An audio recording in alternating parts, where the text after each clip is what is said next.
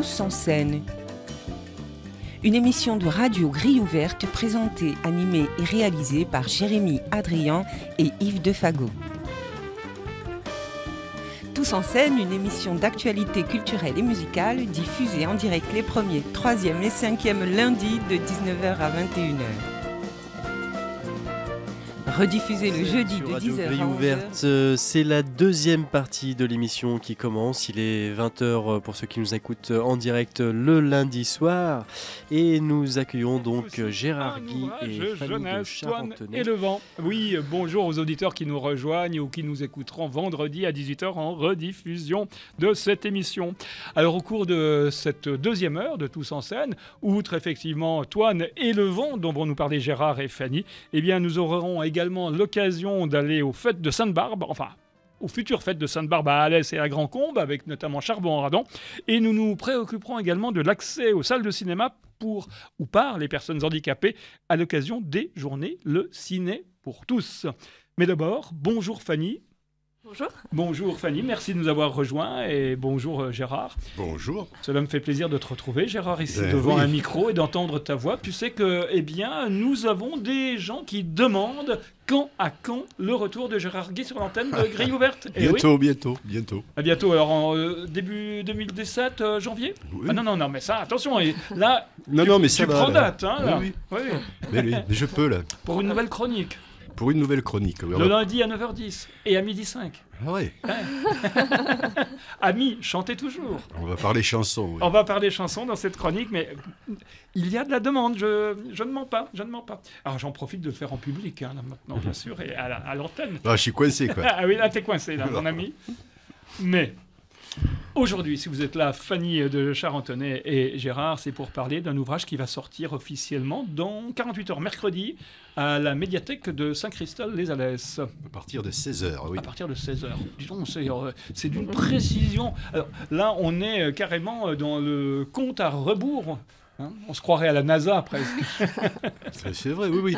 Non, on est dans l'attente de ça depuis déjà quelques temps.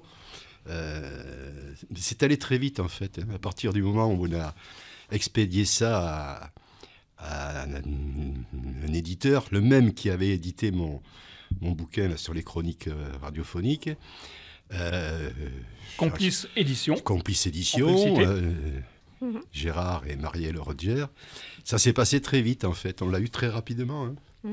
Et voilà, ça fait drôle. C'est un peu notre bébé à tous les deux, quoi. Alors, c'est un joli bébé. Très coloré le bébé, hein, quand même, plein de couleurs. Et là, c'est l'illustratrice Fanny de Charentonnet. Alors autant je connais de longue date, on se connaît de longue date, Gérard et moi. Aujourd'hui, on se rencontre, Fanny. Alors, j'ai besoin de savoir un peu, justement, d'où vient ce talent d'illustratrice, de coloriste. Comment s'est passée cette rencontre, d'abord, pour faire ce bébé ? Parce qu'il faut se rencontrer pour faire un bébé, généralement. Oui, on fait pas un bébé. Bon, il y a la PMA, la GPA, bon, tout ça, mais enfin, c'est pas le cas, alors. Si, c'était un peu une médicalement assistée. Oui. Non. Devant le micro, oui, ça va mieux. Ouais, pardon. Non, en fait, Gérard avait déjà écrit son texte. Donc moi, je suis intervenue après. Donc c'est Marie-Claire, une amie commune, qui nous a réunis. Voilà. D'accord. Merci Marie-Claire. Voilà. Merci Marie-Claire, oui. Et donc on s'est rencontrés. Et moi, très vite, comme le texte correspondait bien à mon univers, j'ai fait des premiers dessins. En fait, c'est des angles de Chine au départ. Et puis ça plaisait à Gérard, donc on a continué. Donc au départ, en fait, c'est un travail en noir et blanc. Hein. La couleur, elle intervient après. C'est-à-dire que moi, je travaille à l'encre de Chine et après, je scanne et sur ordinateur, je fais la colorisation. Du coup, pour la sortie à la médiathèque, on va exposer les dessins originaux, les encres de Chine originales. C'est un grand format qui sont format A3, donc voilà, à peu près. Oui. Ça devrait donner, là, parce que l'ouvrage, malheureusement, est plus petit qu'un format A3, parce que je le verrais bien en format A3, hein, ce serait magnifique. Oui.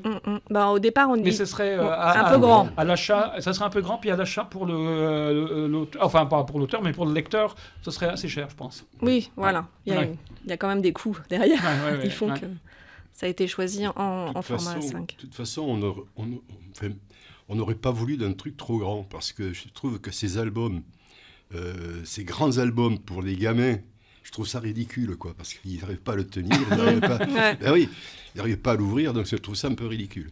Et après, il y a des contingences économiques qui font que, voilà, le livre là est à 12 €. Si on était passé dans un format à peine supérieur, on passait à 19 €, donc c'est pas possible, quoi. Alors, l'histoire là, de la rencontre, c'est grâce à une amie commune, mais Fanny de Charentonnet, vous êtes illustratrice. Comment vous avez d'autres livres à votre actif ? Non, c'est le premier livre que je publie, mais moi j'ai exercé en tant qu'illustratrice au tout début de ma carrière, parce que j'ai fait les beaux-arts, enfin j'ai une formation de peintre au départ. Ne vous excusez pas en disant ça. Voilà, non mais... Donc j'ai fait un peu d'illustration, et puis assez rapidement, pour des raisons économiques, j'ai quand même travaillé.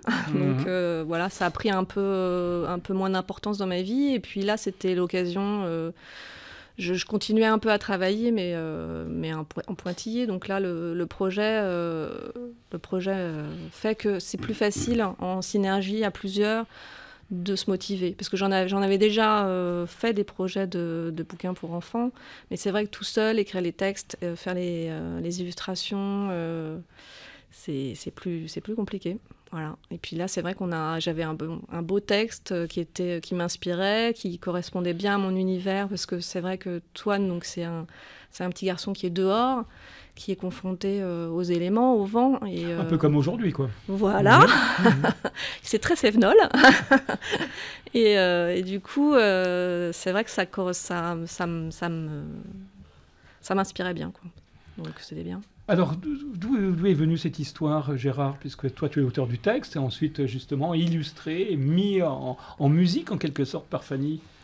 Alors, ça remonte à loin, parce que ça remonte à l'été, très précisément au mois d'août 2004. Ah oui.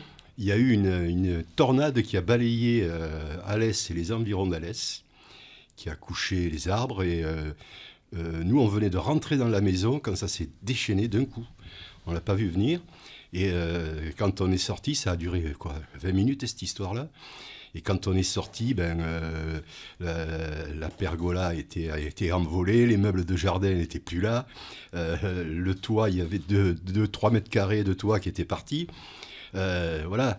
Et je me suis demandé, à ce moment-là, comment ma fille, qui avait 7 ans à l'époque, Pauline, avait pu ressentir ça, parce que une maison, c'est un cocon, c'est un abri, la maison, c'est là où on se réfugie. Et là, tout à coup, c'était plus ça, quoi. La maison, elle était cassée. Voilà.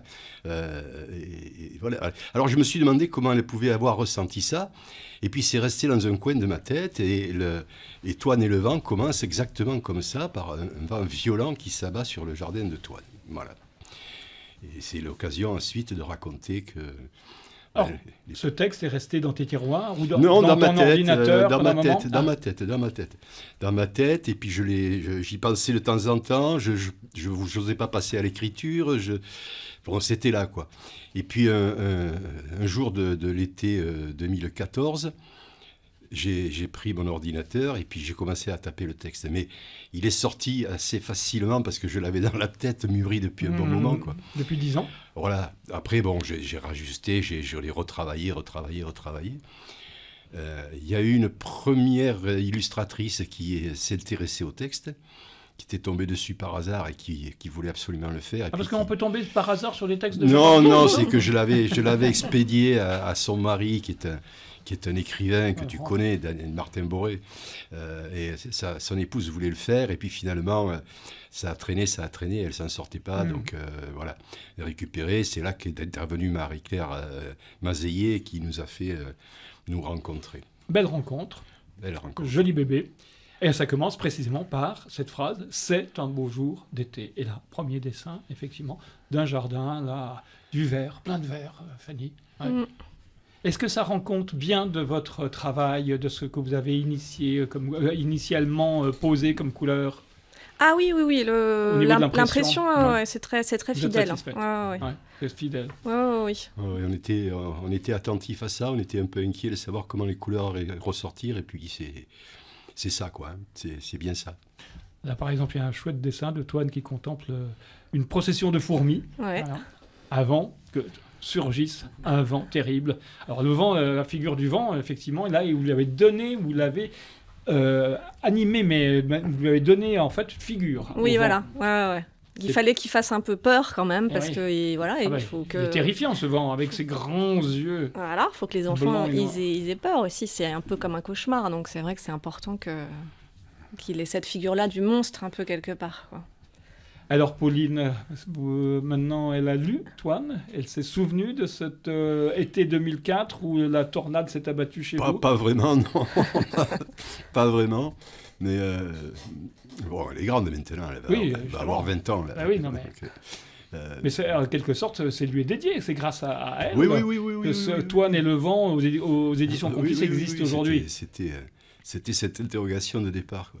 Et puis j'avais envie aussi qu'on arrive un peu à la fois dans de l'imaginaire, un peu du fantastique, mais qu'on reste sur des choses très, très terre à terre, quoi, sur des choses qui nous touchent et qui risquent de nous toucher de plus en plus, c'est à savoir la dégradation de notre environnement. Donc on retrouve ça à l'intérieur. Alors bon, les enfants le prendront chacun à leur niveau, l'histoire. Alors c'est une histoire poétique, hein, c'est une histoire poétique, mais également poétiquement mise en image par vous, Fanny. Oui, c'est vrai que c'est pas un dessin qui est très descriptif, comme peut l'être certains dessins pour enfants. C'est un choix. C'est vrai qu'il y a un côté très lâché, puisque c'est de l'encre. Donc c'est vrai que... Moi, je croyais que c'était de l'aquarelle au départ. Ouais, je sais, c'est ce que beaucoup de gens me disent, ouais. Et puis, moi, il y a des choses qui me font penser à la gravure, parce que j'ai fait aussi pas mal de gravures, donc c'est vrai que c'est présent aussi dans mon travail, le travail noir et blanc, et... Enfin bon, moi je me comprends. Mais et puis non, mais c'est vrai que je voulais pas que ça soit... Il y a beaucoup de scènes dedans où effectivement je suggère plus que je précise. C'est aussi un livre pour les adultes quelque part. Je pense que c'est un livre sur la nature et c'est éducatif, mais il faut que les adultes se fassent plaisir en lisant aussi. Donc moi j'avais envie que ça fasse plaisir aussi aux grands comme aux petits. Voilà. C'est un livre que les grands liront aux petits le soir. Et voilà. C'est ça l'idée quand même. Ouais. Oui, c'est ça aussi. Ouais. C'est ça aussi. Mais pour l'avoir testé sur des petits-neveux à moi, ça fonctionne. Hein. Ouais, ils ont 9-10 ans, là, mais ils se sont plongés dedans et puis ils n'en sortaient plus. Ils l'ont lu, relu, re-relu. C'est très étonnant, quoi. Alors, mercredi, à la médiathèque de Saint-Christol, où à partir de 16h très précisément, on sera présenté officiellement Toine et le vent. Il y aura donc vos épreuves originales, Fanny, qui seront présentées. Et elles seront en place pour plusieurs jours ou c'est seulement mercredi ? Non, c'est pour 15 jours, je crois. 15 jours, il y a une vraie exposition. Oui. D'accord. Avec donc Alexandra Génie et tout le personnel de la médiathèque de Saint-Christophe. Absolument, qu'on remercie beaucoup parce qu'ils sont épatants. Gérard, alors d'habitude, il y a toujours, après ta chronique, généralement, il y a toujours une musique qui suit tes interventions. Il ne peut pas en être autrement aujourd'hui dans cette émission. Ah oui. Rassure-moi. Bien sûr. Bon. Alors, de quoi s'agit-il ? On va écouter Georges Brassens, Le Vent, tout simplement. Eh ben voilà. Voilà, c'était Le Vent pour Toine et le Vent, évidemment. Merci Gérard d'avoir pensé à Georges Brassens. Alors, Gérard, on le retrouvera, et tout comme vous, Fanny, je suppose, dans plusieurs dédicaces pour Toine et le Vent. Alors, il y a à Saint-Christol ce mercredi 23 novembre. Ensuite, la bibliothèque de Bagarre, c'est samedi 26 l'après-midi à partir de 15h30. C'est une rencontre avec des auteurs qui habitent sur Bagarre. Voilà. C'est normal que tu y sois. Voilà, c'est normal que j'y sois. Et c'est la responsable de la bibliothèque, là, Jackie, qui a pensé à réunir les gens, là. Donc voilà, il y aura Jackie Dupont, il y aura Mireille Puchard, il y aura... Il y a moi qui ne suis pas de Bagarre, mais... Oui, mais invité. Elle est associée. Et il y aura Frédéric Cartier-Lange aussi, qui lui aussi écrit des choses pour les petits. Et puis, vous serez donc avec d'autres auteurs des éditions Complices le samedi 3 décembre à la librairie Siloé Biblica. C'est à Nîmes tout l'après-midi pour présenter, Gérard, tu présenteras Histoire 2. Bien sûr. Et puis, vous serez ensemble pour présenter Toine et le vent. Et il y aura également d'autres auteurs, Françoise Dussault, Géraldine Magny, Marielle Salté-Boisson. C'est la team Complice Édition. Didier Marcy. On est tous complices. Voilà, Gérard Rodger, Michel Auguglirio, et puis peut-être un auteur surprise. Voilà, ça se passe donc le samedi 3 décembre à Nîmes. Pardon, librairie Siloé Biblica. Merci Fanny de Charentonnet, merci Gérard pour avoir présenté Toine et le vent. Et puis donc Complice Édition, je suppose que ce Toine et le vent sera en place dans toutes les bonnes librairies qui se respectent dans Amazon, la région. À la Fnac, chez Sorams, partout. Partout. En première heure. Pardon ? C'est du local d'ailleurs. C'est du local, oui, on espère bien. Ici, on fait des circuits courts. Nous privilégions les circuits courts. Très bien.